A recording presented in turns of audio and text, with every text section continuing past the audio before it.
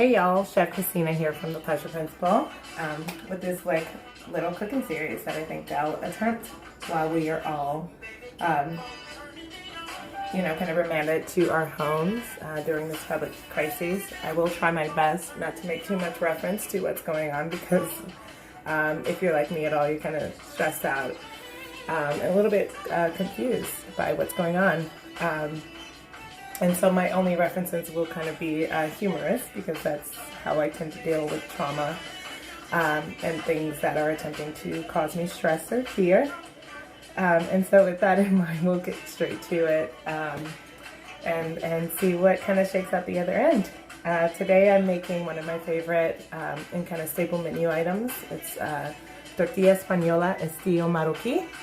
And so what does that mean? It's a Spanish-style omelet in Moroccan style. And what makes it Moroccan are kind of like my tweaks to some of the standard ingredients. A Spanish-style omelet is typically potato and Spanish onion, and then in an omelet or like a frittata, a baked egg dish. In this case, I'll be using sweet potatoes. That's kind of my nod to a more Moroccan style cuisine. And then some of these spices from Morocco. So let's get started. And so I should say today, in fact, we're making eggs quarantine. That's on loan from my boo, who when I told him I was making this video said you should call it eggs quarantine just as a silly nod to kind of what we're all collectively dealing with. So what do we need to make eggs quarantine or Moroccan style? So first we need, typically I do a dozen eggs when I'm making like a very large omelet. In this case, I'm just cooking for me and my boo, so I'm gonna cut that recipe kind of in half. So I have 7 eggs here.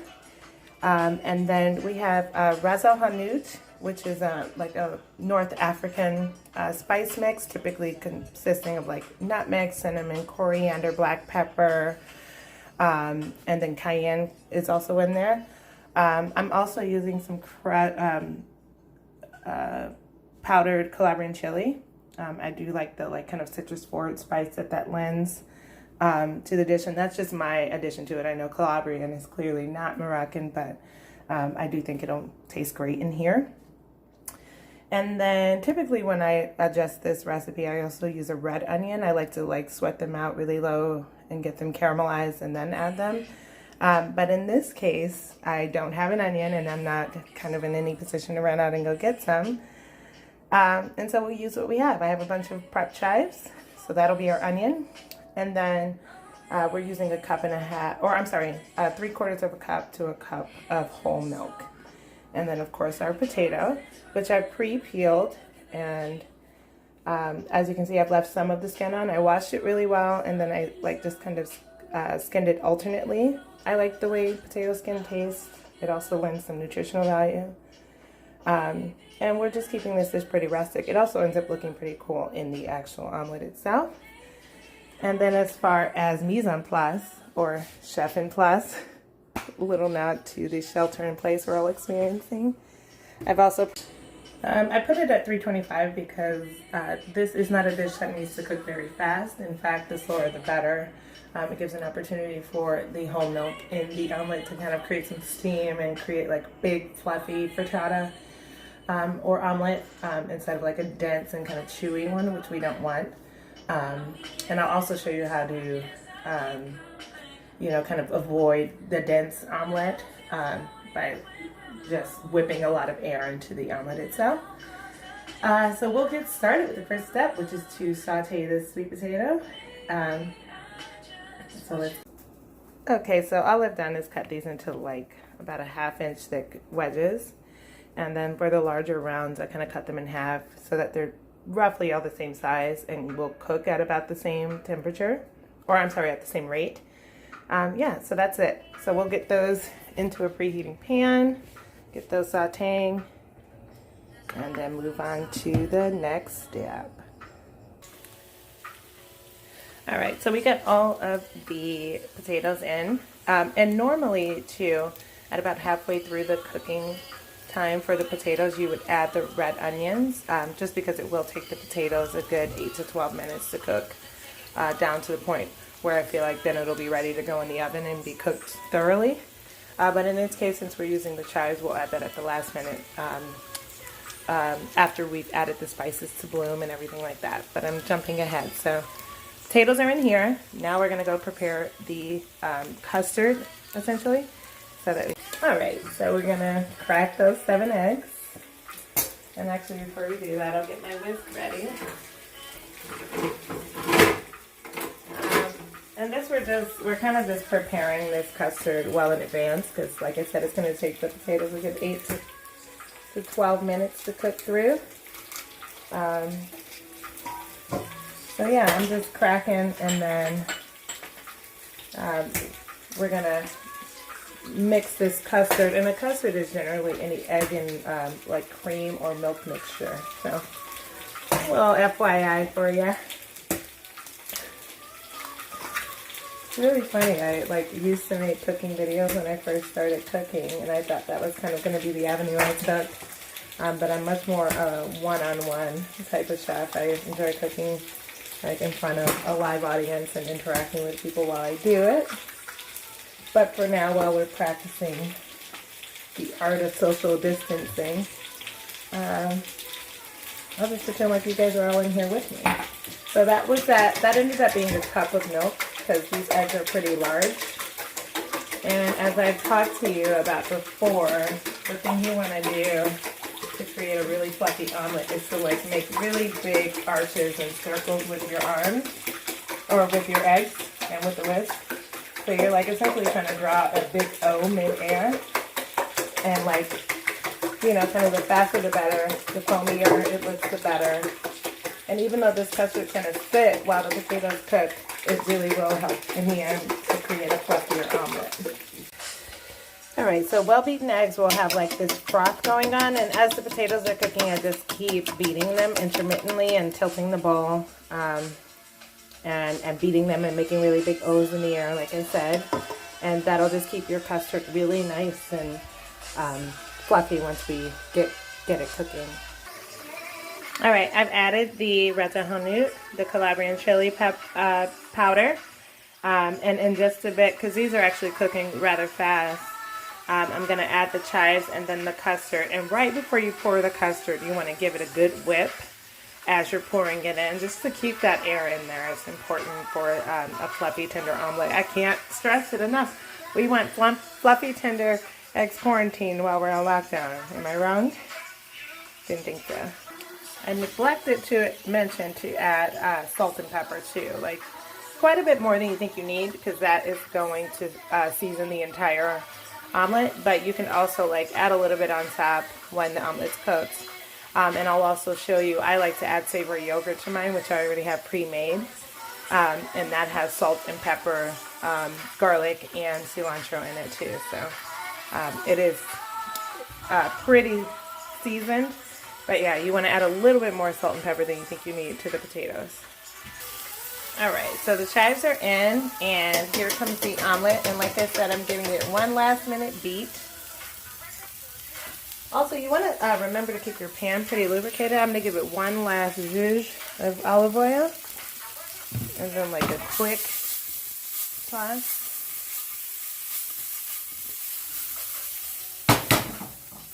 And then we're going to get this all about it.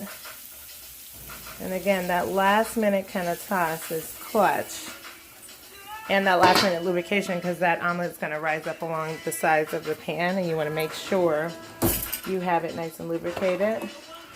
So once it gets in there, you want to kind of scoot it about and make sure it's getting all the way to the bottom. And then you kind of position the potatoes so that they're evenly spread out in one even layer. That's really important. And yeah, once you're confident that's the case, it goes right into the oven, because you want to start getting it convection heat instead of direct heat. And if I put it on this lower level of my oven, it will cook faster, so I'm putting it up on the higher level so that it doesn't scorch. Pico's very interested in what we're cooking today, aren't you, little bud? Yeah, and so in this case, I'm just going to set the timer because those potatoes, they cook pretty fast. I'm going to do it for like 8 minutes. So that 8 minutes will it might not be enough time for the entire omelet to cook, but it'll give us enough time to kind of clean up, reset our station, and then we can come and check on it and make sure it's not overcooking. Because aside from not beating your eggs enough, the quickest way to chewy kind of non-tender eggs is to overcook them. So we won't be letting that happen.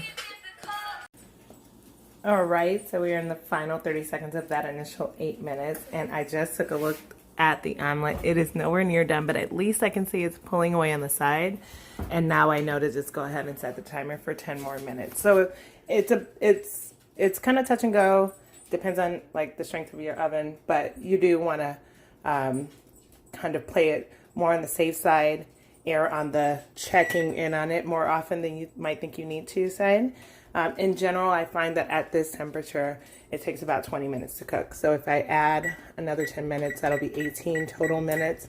And I still have that kind of 2-minute leeway to make sure it doesn't overcook. All right, mis amores. So we're like, 9 minutes past where we started for the second round of cooking.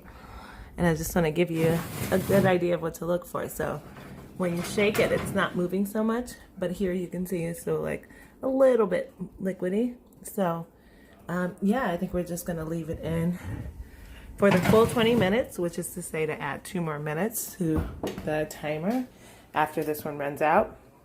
And then, all right, that's the last timer. So we're gonna remove it. And what's super important, I'll show you, is to remove it kind of right away. And we're going to let it sit. Eventually we're going to flip it out of the pan onto a board, and that'll make it easier for cutting, and it looks really cool. But right, so I'm just like pushing it around the edges, and you can see it actually moves pretty well, which is why it's so important to do that last kind of splash of oil right before you pour the custard in.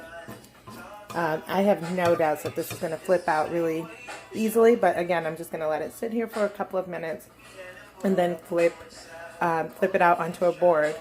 If you're using, well, you should be using a metal-handled skillet for this. I neglected to mention that at the beginning because the Teflon ones will like melt or warp.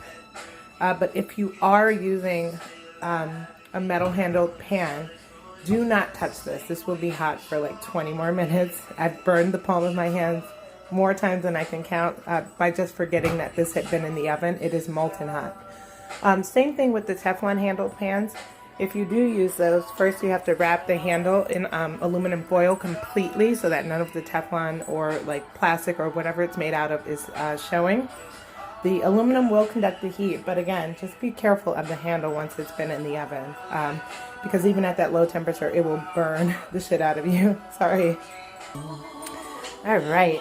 She is gorgeous. I kind of couldn't ask for a better result.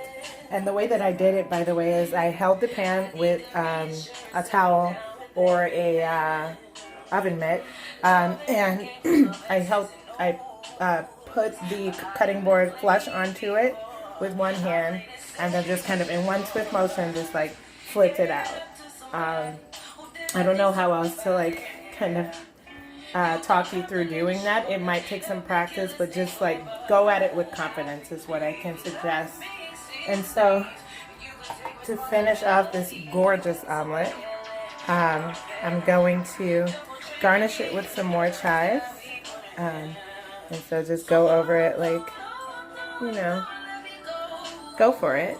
And then also some cilantro, because again, we're doing a Moroccan style Spanish omelet, and I just like to play with these like bright flavors like of coriander and like the piquant pepper, and then that warming spice on the sweet potatoes. It's going to be bomb. And then the way I like to serve this too, typically, in Spain, they might serve it with a little bit of aioli, which is still really good. I find it maybe a tiny bit too rich. And so I like to serve it with savory yogurt or raita. So like I said, my raita is salted Greek yogurt with salt and pepper. And then I also put some roasted garlic and some cilantro in there. That was for a cook I did last week. And yeah, as they say in these streets, she ready. Please DM me with any questions you might have. Any other modifications you could do. You could certainly make this a Japanese style omelet. If you wanted to add some, like say togarashi, some sesame oil, and do Tokyo scallion, that would be dope. And then again with the Japanese sweet potato, that would be awesome. But yeah, this is a really great, you know, kind of snack or lunch.